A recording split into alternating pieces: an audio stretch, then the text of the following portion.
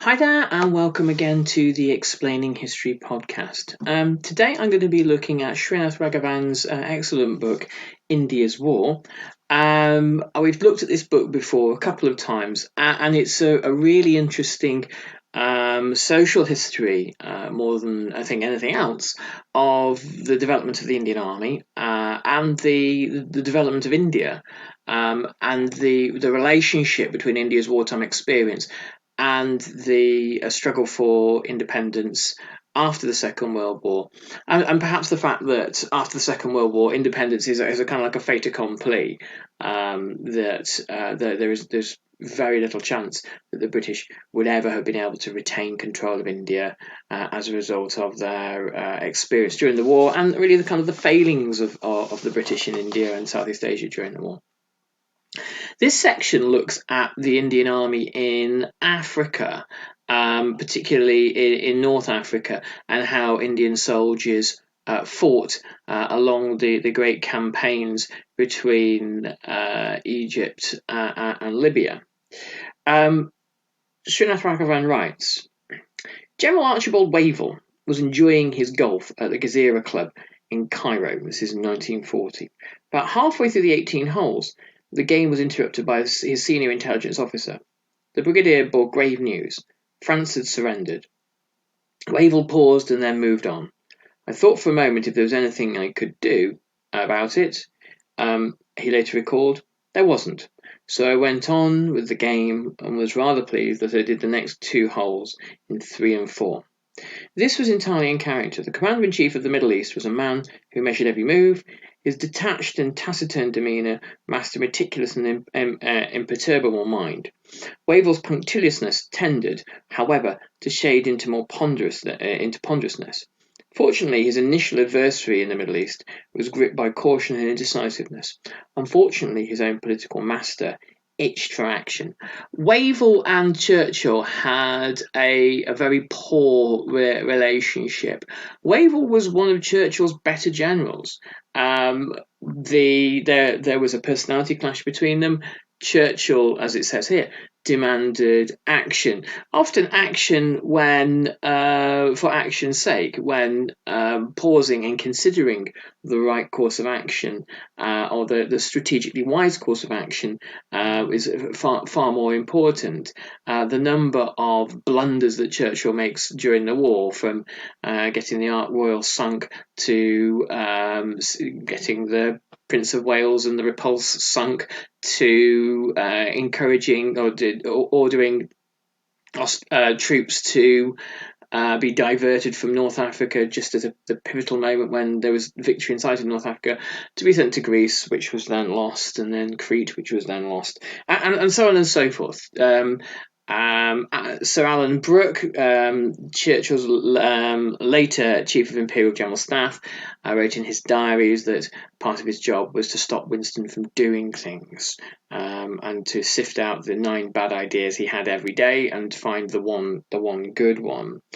Wavell had taken over his post only a month before the war in Europe. The Middle East Command lay spread-eagled from the shores of the Persian Gulf through Iraq and Transjordan through to Palestine, and from Cyprus through to Egypt and Sudan and Somaliland. It's a hugely diverse region to have a kind of military responsibility for, and it was because of that, it was hugely vulnerable to Axis attack. And here we have this region is really the linchpin of the British Empire, of British power in the world. The multifarious strategic challenges of the command were matched by the range of political problems in almost every country that came under it, irreducible for Britain after the fall of France. The Eastern Mediterranean, including the Suez Canal, was the windpipe of the British imperial communication system, and its defence dictated the need to dominate the sprawling region assigned to the command. The Mediterranean became an important theatre for yet another reason. In the summer of 1940, it was the only place where Britain could directly fight Axis forces. This was important to maintain morale, as to attract American aid and to inveigle the French back into the war. Yet this was a prospect that Britain had striven to avoid. Not only had the Chamberlain government been keen on Italy continuing its non-belligerence, but it forbade Wavell from making any move that might impair ties with Italy, such as running intelligence networks in the Italian territories of North and East Africa. Nor had the chiefs of staff formulated any strategic plans for this theatre. Italy was an equally reluctant entrant into the Mediterranean campaign. The dissolution of Anglo-French defences in May and June 1940 alarmed Mussolini, who was all too aware of the inadequacy of his own armed forces. He sought both to avoid all-out war and to prevent Germany from pocketing all the gains. In this event, the Duce decided on a parallel war, aimed at boosting Italy's prestige and share of the spoils. The only problem was that he had made no preparations for such a campaign. Indeed, he had not even informed his military chiefs that he intended to fight. Worse still, Mussolini refused to accept Hitler's offer of German mechanized forces to fight alongside the Italian army. So this was the context in which large numbers of Indian troops, alongside British troops, Australian troops, and other Commonwealth forces, would find themselves fighting. Wavell had used the previous year methodically to come to grips with the diverse tasks of his command, to ponder operational plans, and to initiate the preparation of a large administrative and logistics base in the Middle East. Following the Italian declaration of war on the 10th of June 1940, the forces under his command began raids and ambushes on Italian positions along the Egypt-Libya frontier in the Western Desert.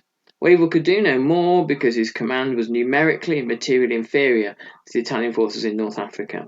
Middle East Command had little over 80,000 men against the 415,000 Italians in the theatre. However, the Middle East Command would triumph in the end because of Wavell's organisation and the use of vehicles. Most of what the Italians tried to do on foot because Mussolini was firstly too proud to accept Hitler's offer and too disorganised to arrange large numbers of trucks himself. So the Indian Army, when it came to North Africa, would plug a vital manpower gap. It wasn't just manpower where Wavell was short, it was aircraft and artillery as well. The Italian Air Force at this time, much bigger than the RAF, particularly the Western Desert Air Force that Wavell had to work with. Not surprisingly, Wavell chose to remain on the strategic defensive until his forces were increased, writes Ragavan. We cannot continue indefinitely to fight this war without proper equipment, he informed London at the end of July 1940, and I hope that Middle East requirements will be delayed no longer. So Churchill wasn't listening to this. He's not receptive to this at all. Britain has had suffered an epic military humiliation in Europe as a result of the evacuation at Dunkirk. And Churchill wants a victory. He wants to be able to show the British public that he is capable of producing a victory. This is his chief interest. The pressure that Churchill puts on Wavell, saying, well, can you do this? Could you do that? Could we do this? Could we do that? And Wavell saying, without the equipment, no, we can't. He would later observe that Churchill never realised the necessity for full equipment before committing troops to battle. Their meetings in August 1940 only served to reinforce these impressions, and their relationship never really recovered from these early encounters. Meanwhile, the Italians equivocated. In Libya, Marshal Rodolfo Graziani, the chief of staff of the Italian army, had assumed direct command of the forces. By sending him to Libya, Mussolini had evidently hoped to inject vigour and flourish into the lacklustre performance of the Italians in North Africa so far. Graziani was undoubtedly his most distinguished soldier, a veteran and hero of the Senussi War of 1931 and the conquest of Abyssinia of 1935-36. As chief of staff, Graziani had directed the commander in Libya to seize the initiative with an offensive against the British forces in Egypt. Now in Libya himself, though, the Marshal grew rather circumspect. He observed that his forces were not sufficiently mobile for fighting in the Western Desert and demanded ever more equipment. Deserts are notoriously bad places to fight campaigns, and you need mechanized forces. Soldiers, if they walk for too long in the desert, will die of heat stroke. You need trucks bringing water and supply. Deserts are long things. You have long supply lines, so it's something that you can't do without a lot of preparation. So Srinath Raghavan writes, eventually, after much nudging and cajoling by Rome, Graziani's 10th Army commenced an advance into Egypt on the 13th of September 1940. The Marshal had originally planned to turn the British flank in the desert in a daring manoeuvre, but the lead brigade lost its way and the plan had to be aborted. Singed by this unpropitious start, Graziani turned ever more cautious. So the advance of the 13th of September was a languid affair, led by carefully positioned divisions. A British officer quipped that it resembled nothing so much as a birthday party in the Long Valley at Aldershot. Having trudged through 65 miles of desert, the Elephantine Common came to a halt at Sidi Barrani, a small fishing village on the coast, where Graziani's forces erected a monument to mark their glorious advance and dug themselves in a semicircle of defensive camps.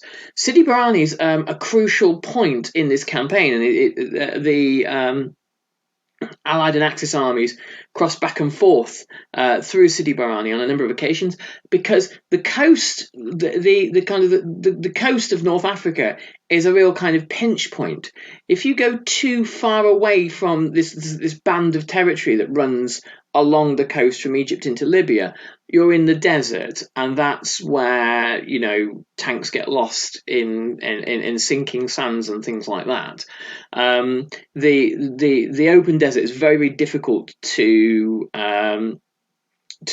navigate, and this narrow strip of territory is of vital strategic importance. When you look at the North Africa campaign, the actual territories being fought over are very, very small compared to other campaigns in the Second World War in Russia or China.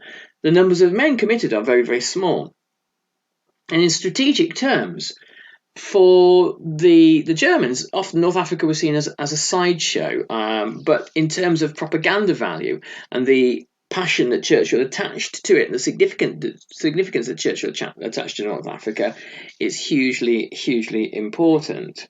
Italian propaganda went into overdrive, claiming that the British resistance has been smashed. A British commander observed that Sidi Barrani, comprising a solitary mosque, police post, and a few mud huts, had achieved an unexpected rise to a big city. Back home, the Italians bragged to the Germans that once Graziani reached the Nile Delta, the Arab world would rise in revolt. There was this, and this is kind of like a hangover from the First World War. This idea that the British, with large numbers of Muslims in the British Empire in India, and now dominating large numbers of Muslim peoples across the Middle East, could be hugely vulnerable if, for example, the Axis powers could reach Cairo. There were Egyptian nationalists in Cairo, one of them later President Anwar Sadat, who were looking forward to the possibility of the Axis powers reaching, but that, of course, never occurs. In fact, the Italians had suffered nearly 2,000 casualties to delaying action by small groups of British forces. More importantly, Sidi Barrani was over 80 miles from Mersa Matruh, where Wavell's forces were concentrated. Had the Italians continued their advance, they may well have inflicted substantial damage on them, but Graziani's decision to stop at Sidi Barrani proved a reprieve and passed the initiative to Wavell. So much of the Second World War is based on these moments of indecision, of failure, of poor judgment.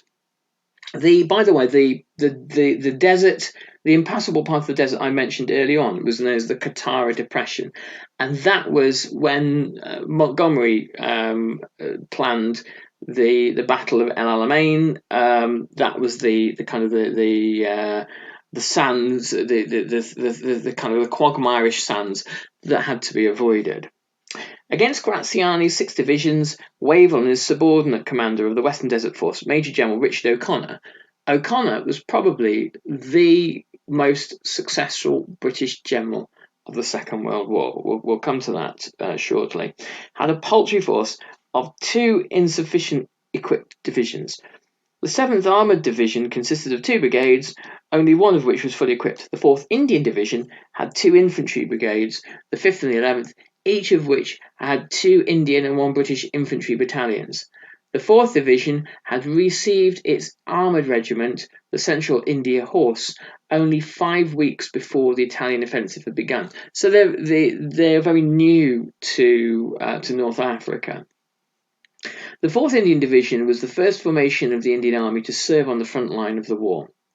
The Indian government had earmarked troops for dispatch to the Middle East even before the outbreak of hostilities. On the 22nd of July 1939, the Secretary of State for India, Zetland, had requested Linlithgow to send them out immediately.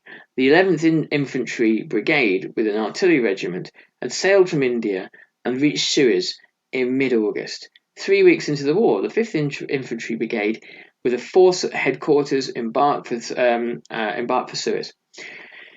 In Egypt, these units were amalgamated into the 4th Infantry Division, 4th Indian Infantry Division, which was then placed under Middle East Command. So if you just consider this for a moment, the enormity of this, Lord Linlithgow declared war on the behalf of India unilaterally without consulting a single Indian politician or leader.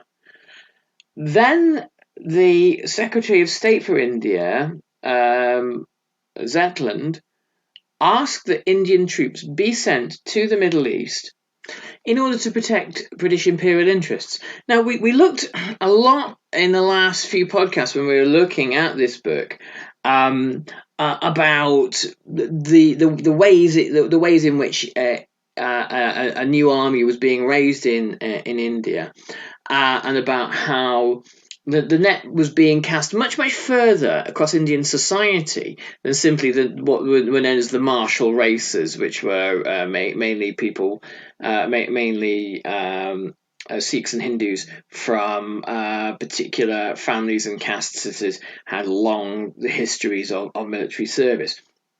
Now there was a kind of a much broader sort of social kind of recruitment into the army. So many of the soldiers who had joined the army and who joined this new expanding Indian army had a variety of reasons for doing so. Many saw this as being an opportunity to have a better paid and more prestigious job. Others to escape the poverty of rural India. So it wasn't necessarily that these are kind of imperial, sort of fated imperial subjects that have no choice in the matter, and are going to prop up the empire that oppresses them, which they sort of obviously are doing. But there is obviously, there's always with these things kind of agency from the individual as well. Shortages of equipment apart, the units forming the 4th Indian Division had been seriously underprepared for desert warfare.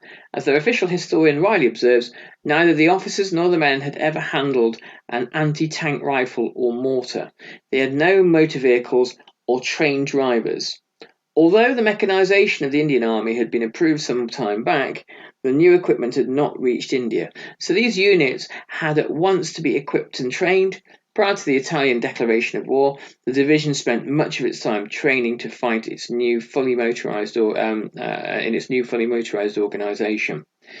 The division also trained for mobile warfare along the 7th British Armoured Division, with which it enjoyed a close working relationship. This would be the Desert Rats. The training continued even after Italy entered the war. As late as October 1940, troops in the division were being trained in anti-tank warfare by a New Zealand anti-tank battery. O'Connor knew that he was badly outnumbered and placed a premium on realistic training and careful rehearsals. In a letter to the 2 divisions under his command, he insisted that all troops taking part must be trained to such a pitch that their action is almost automatic.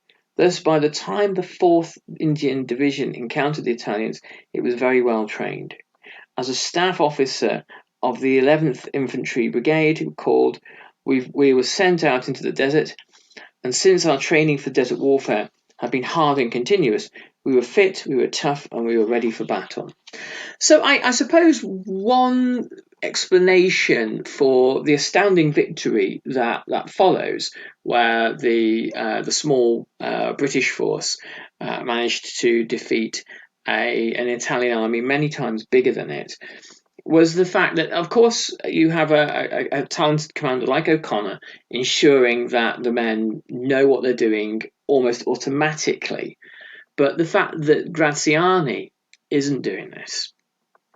Is this down? You might say this is down to the fact that you get different personalities in war, and probably that's partly the case.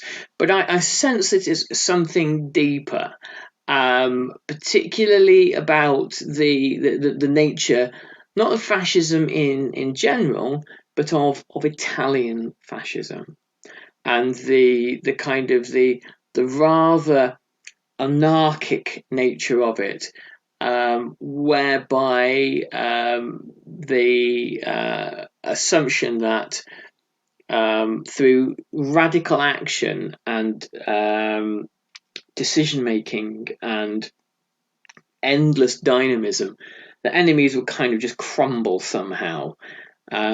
And obviously, logically, that's things don't really work like that. You need to be properly equipped, properly trained, and have a good plan. The morale of the troops remained high despite the devastating reverses suffered by Anglo-French forces in Europe. An Indian soldier wrote home from Egypt, "We do not hope to come back soon, not before the death of Hitler. We're determined to finish him off this year." Well, a bold hope. With Italy's entry into the war, the military censors noted the Indian troops appreciate the possible chance of fighting. An increase in work relieves monotony. However, the induction of the Central India Horse into the division introduced an element of uncertainty. Raghavan writes, when the regiment was preparing for embarkation from Bombay in July 1940, 108 Sikh soldiers, equivalent to one squadron, had refused to proceed on overseas service. This was an early indication of various concerns that they were gradually enveloping the Jat Sikh peasantry of the Punjab, including the demand for Pakistan by the Muslim League and the anti-war propaganda by the radical Sikh outfits such as Kirti Kisan. Despite attempts by officers and VCOs to cajole them, they persisted in their disobedience. The men had apparently been prepared to resist attempts at coercion and had even talked of shooting the officers and deserting with arms. Thanks to some tactful handling, the situation had not escalated into anything more than a refusal to serve abroad, but the eventual British response had been calculated to set an example. The men had been disarmed, arrested, charged with mutiny, and served stiff sentences. 16 soldiers were executed. So by the time the regiment arrived in Egypt, things were under control. The same day, there was a change in the division leadership, with Major General Noel Beresford Pierce taking command. Once the new commander was satisfied with the combat readiness of the Central India Horse, the division stood ready to be deployed for the first time to a forward position in the Western Desert. Now, this little story about the Central India Horse, I think, it foreshadows the troubles the British will later have with India and the politics of independence, the politics of partition, and the politics of anti-colonialism. And the British are totally reliant on this huge pool of Indian manpower, and yet at the same time are painfully aware that they don't have the kind of moral authority and political authority over some Indian soldiers that they wish they had. So we'll look again at this journey into North Africa in the coming weeks, but I hope you found this useful. There are some interesting things afoot with the Explaining History podcast. We're coming up to 10 years that I've been doing this podcast. And so in January, there's going to be a kind of a new look and a new sound. The same stuff I talk about every week. We'll keep doing that. But we're going to really up our game a little bit. So there is some exciting stuff coming, and I hope you enjoy it. Take good care, everyone. Do check us out at explaininghistory.org. Check us out on Patreon, and I wish you a great week, and I'll catch you this time next week. Thanks so much. All the best. Bye bye.